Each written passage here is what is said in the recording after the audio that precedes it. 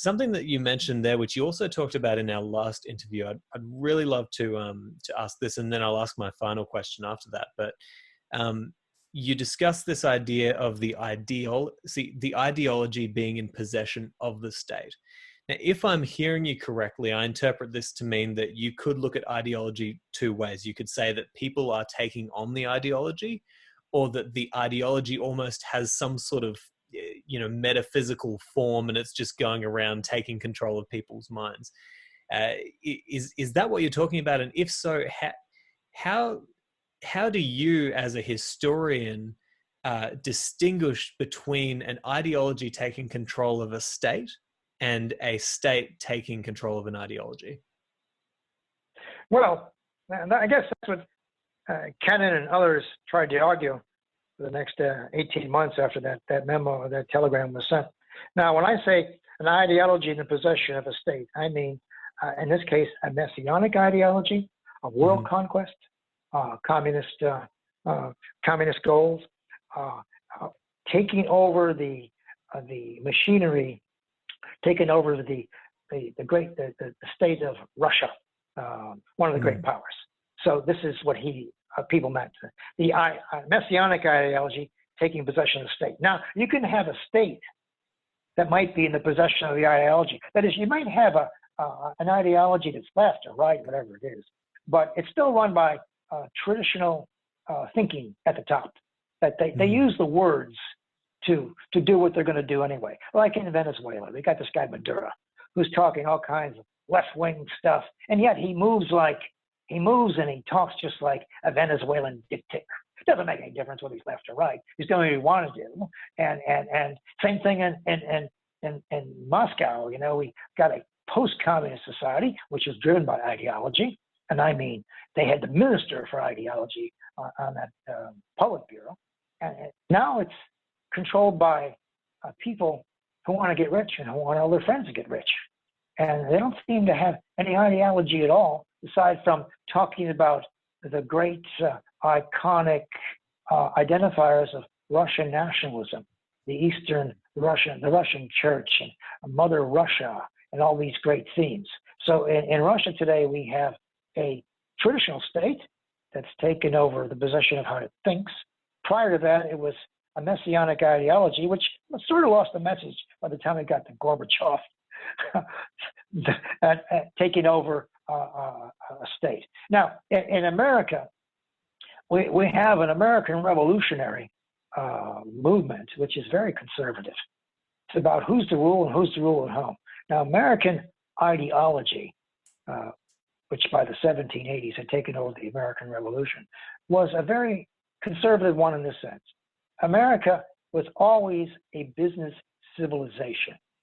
It was about getting bigger, more profitable, more secure for its own people, providing those kinds of things. It's a business civilization. The founding fathers, and there were 77 of them, only 55 of them signed the Constitution. They were businessmen. They were slaveholders. They were lawyers.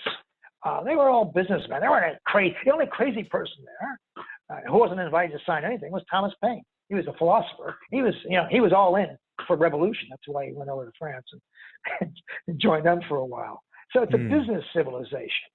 And then America has come to identify from the 1780s to the present time that the world must conform to American business. What I mean by that is America identifies its future, its present, its prosperity with an open door world.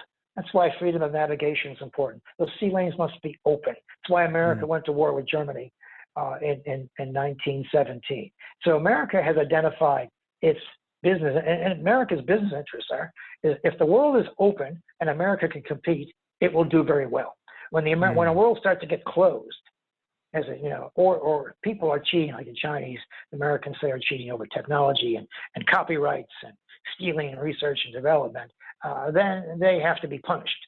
So Americans are committed to this open door world. American diplomacy is committed to this open door world. And yes, they also talk about human rights and other things, which seem to be secondary. It's not the primary driver of American diplomacy. And in China, the number one driver of diplomacy is the Communist Party of China. There are 90 million people there. And at the top, you got probably a couple hundred, maybe 12 in a room, which run the whole show. And Chinese diplomacy, Chinese foreign policy, everything is dedicated to maintaining the security of the Chinese Communist Party. Now, that constitution doesn't say about life, liberty, and the pursuit of happiness or anything like that. It's talking about maintaining the power of the Chinese Communist Party, which is a socialist party, has same dreams as Bolshevism about creating a workers' paradise. I don't see that happening. I didn't see that happen anywhere. And so what we have in China is the classic Communist Party or ideology, which possesses the Chinese mainland. And in America, we have the business principles, or business outlook, which dominates the American outlook on the world. So, America wants an open door world. China didn't want an open door world, but when it joined the WTO and became very prosperous and started, the economy started galloping, then they saw leverage in that world opening.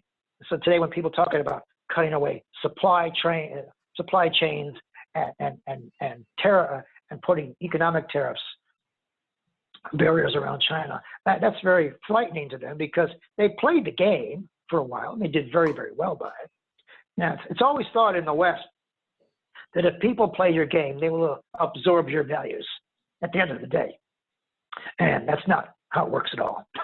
They think, you play the game, you're gonna have our values. Well, they don't see it, as we can see what the Chinese are doing to their own Muslims. And if there's another Tiananmen Square incident, it's going to work out the same way it did the first time.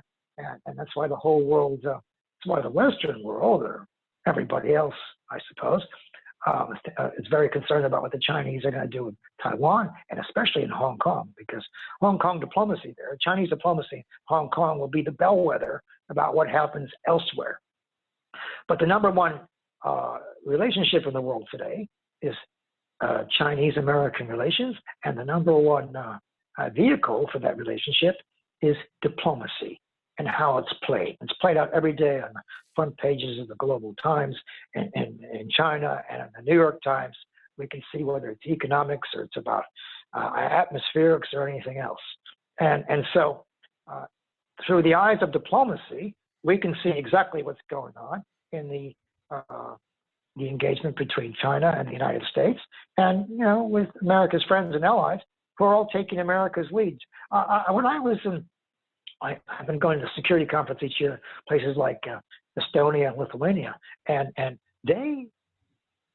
I was in a room with EU diplomats and bureaucrats, and they are obsessed with what Donald Trump has to say on his Twitter account in the morning. They were obsessed with Brexit.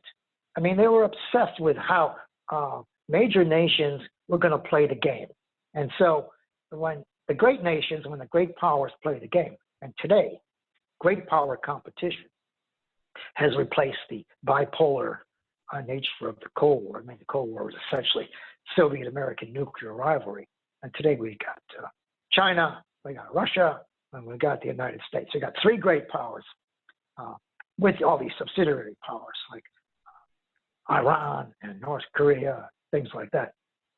We got all these great powers and nearly great powers playing the game. And we've lost that kind of certainty that you have from two people playing the game. We've left the playbook. There is no playbook.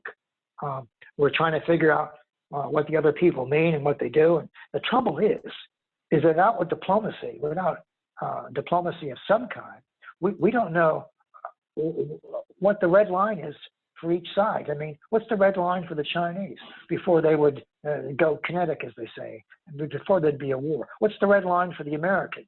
Well, it was going to be Syria. That didn't work out. And then there's going to be a few other things that didn't work out. So, that's the great thing about diplomacy.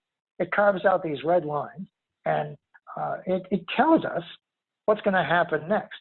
I mean, without and I think the great thing about public diplomacy that's publicized is it's declaratory policy. It declares what the other side thinks is important or ought not to happen. And then you can negotiate behind closed doors. But without that diplomacy going on, most important, without the right people to conduct this diplomacy, we're not going to go anywhere in a hurry. In fact, we're going to get in a hell of a lot of trouble. And you saw what happened in 1914 when you had all these incompetent foreign ministers and diplomats giving each other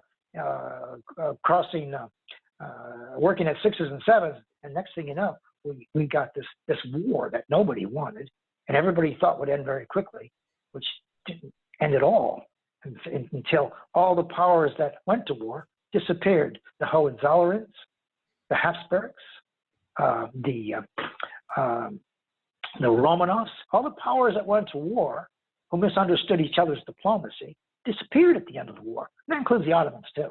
So at the end of World War I, everyone goes to war to hold up their empires. And at the end of it, they're all gone. And we got a brand new world.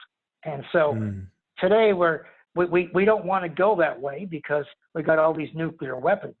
And let me tell you, just a small nuclear exchange would make COVID-19 look like a walk in the park. Thank you.